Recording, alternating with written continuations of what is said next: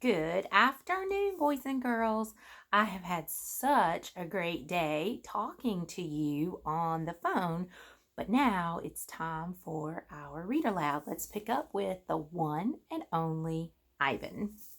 This chapter is called Showing Julia. It's time to show my work. The mall is silent except for Thelma, the macaw, who is practicing a new phrase. Uh-oh, uh-oh. Julia is finishing her homework. George is sweeping outside. Mac has gone home for the night. I grab Knot Tag and carefully pull out the folded papers. So many paintings. Page after page, piece after piece of my giant puzzle. I pound on my glass and Julia glances over. Fingers trembling, I hold up one of my paintings. It's brown and green, a corner piece. Julia smiles. I display another picture and then another and another and another, each one a tiny part of the whole. Julia looks confused. But what is it? She asks. She shrugs. It doesn't matter. It's pretty just as it is. Uh-oh, says Thelma. No, I think. No, it does matter. More paintings. George calls out to Julia. He's done for the night. Grab your backpack, he says, and hurry. It's late. Gotta go, Ivan, Julia says. Julia doesn't understand. I have to find the right pieces. I dig through the pile. They're here somewhere. I know they are. I find one, another one, and another. I try to hold 4 of them up against the glass. Bob, I say, help me. Hurry. Bob grabs paintings with his teeth and drags them to me. One by one, I shove pictures through the window crack. They crumple and tear. There are too many pieces. My puzzle is too big. Careful, Ivan, Julia says. Those might be worth millions someday. You never know. She arranges the paintings into a neat stack. I suppose Mac's going to want to sell these in the gift shop. Oh, she still doesn't understand.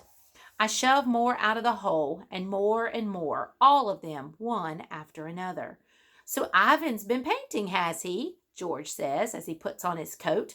A lot, says Julia with a laugh. A whole lot. You're not taking all those home with you, are you? George asks. I mean, no offense to Ivan, but they're just blobs. Julia thumbs through the towering stacks of paintings. They may not be blobs to Ivan. Let's leave those by the office, George suggests. Mac will want to try to sell them, although why anybody would pay $40 for a finger painting a 2-year-old could do, I don't know. I like Ivan's work, Julia says. He puts his feelings into them. He puts his hair into them, George says. Julia waves goodbye. Night, Ivan. Night, Bob. I press my nose against the glass and watch her walk away. All my work, all my planning, wasted. I look at Ruby sleeping soundly, and suddenly I know she'll never leave the Big Top Mall. She'll be here forever, just like Stella.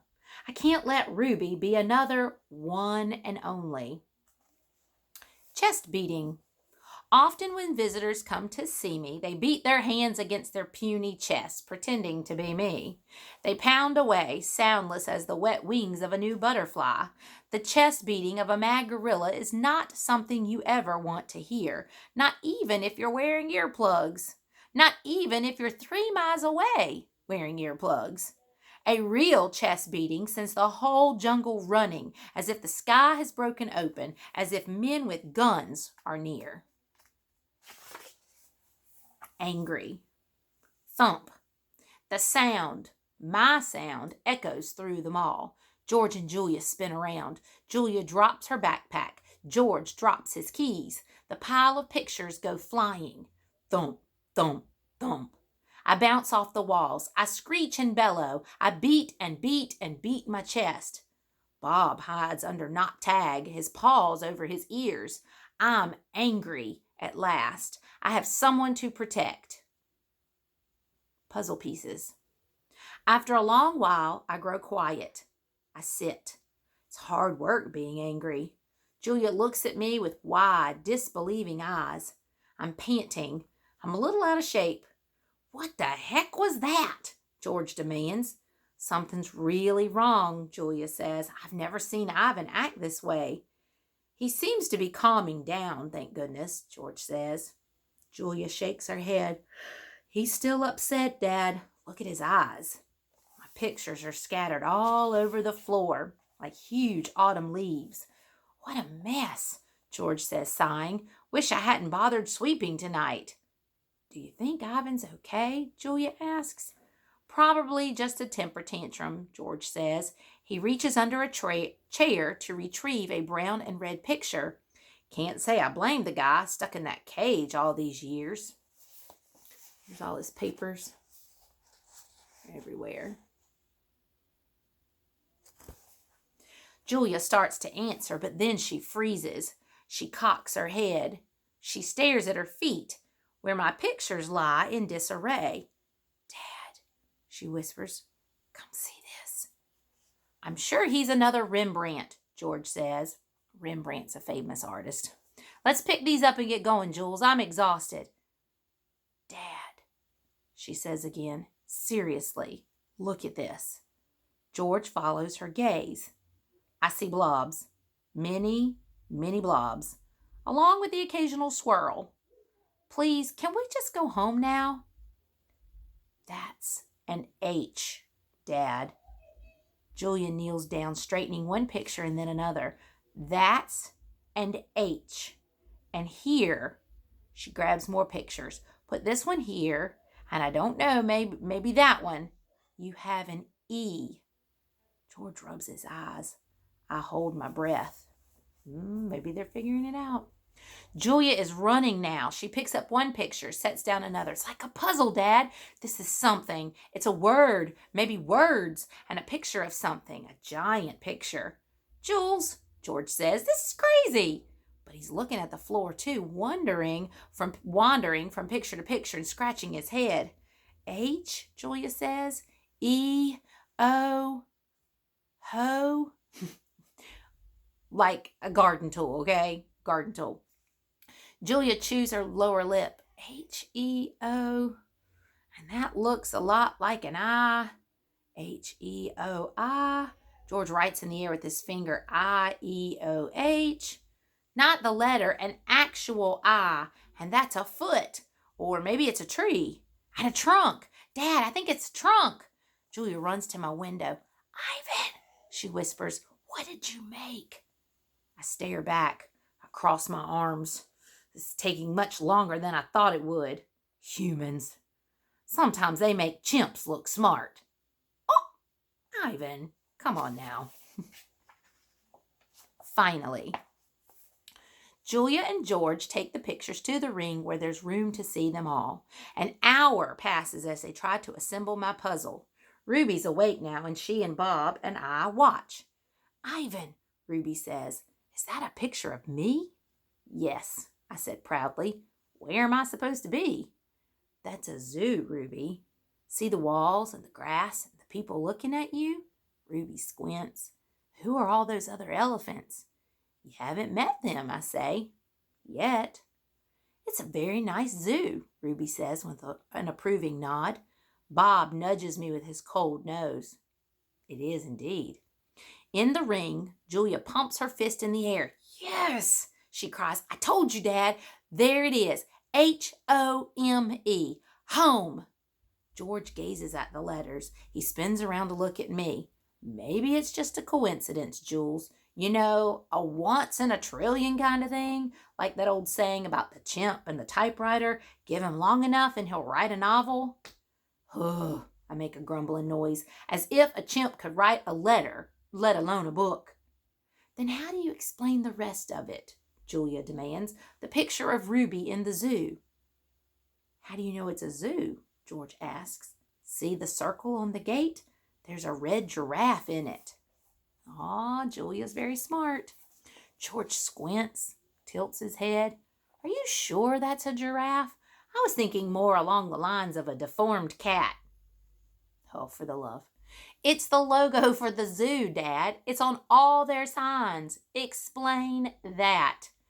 George gives her a helpless smile. I can't. I can't begin to. I'm just saying there has to be a logical explanation. Look how big this is. Julia puts the last piece of Ruby's right ear into place. It's huge. It is definitely large, George agrees.